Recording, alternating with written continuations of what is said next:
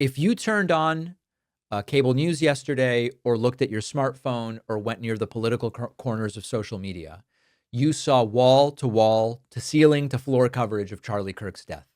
Every outlet, every panel, every pundit.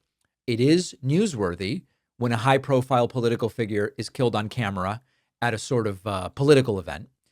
But what barely broke through the noise is that while cameras were replaying the Charlie Kirk footage on a loop, there was another shooting at Evergreen High School in Colorado where a kid, a student, opened fire.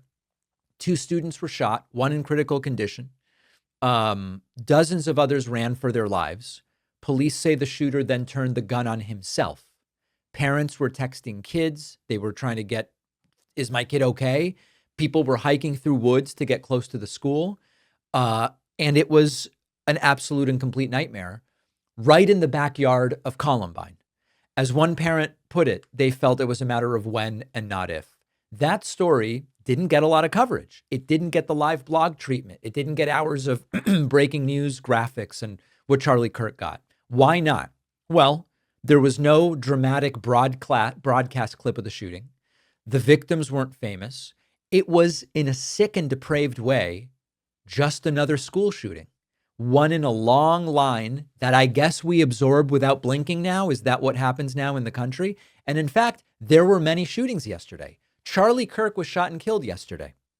But also, there were shootings in Augusta, Georgia, Savannah, Georgia, Atlanta, Georgia, Toledo, Ohio, 3 shootings in Baltimore, Maryland, 1 in Los Angeles, 1 in Detroit, Michigan, 1 in Durham, North Carolina, 1 in Brooklyn, 1 in Milwaukee, Wisconsin, 1 in St. Louis, Missouri, 1 in St. Joseph, Missouri, 1 in Elkhart, Indiana, Orlando, Florida, Sacramento, California, Austin, Texas, St. Augustine, Florida, Heartland, Maine, Denver, Colorado, and about 10 others.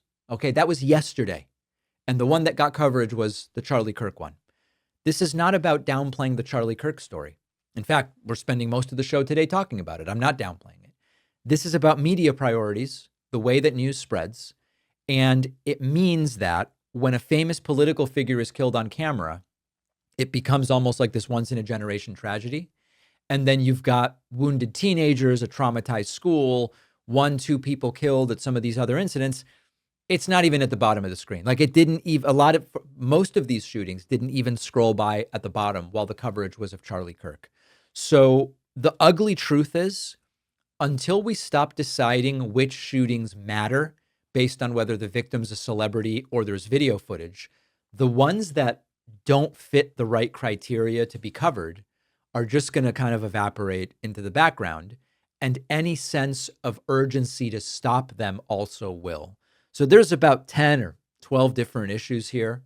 The presence of cameras at some of these assassinations, the fact that we seem unable or unwilling to build the political will to actually do stuff to stop this, and all of this other stuff. But just remember, every time you hear 6 hours of coverage about one shooting, almost certainly more shootings have happened during that time. And that's just, what can you say?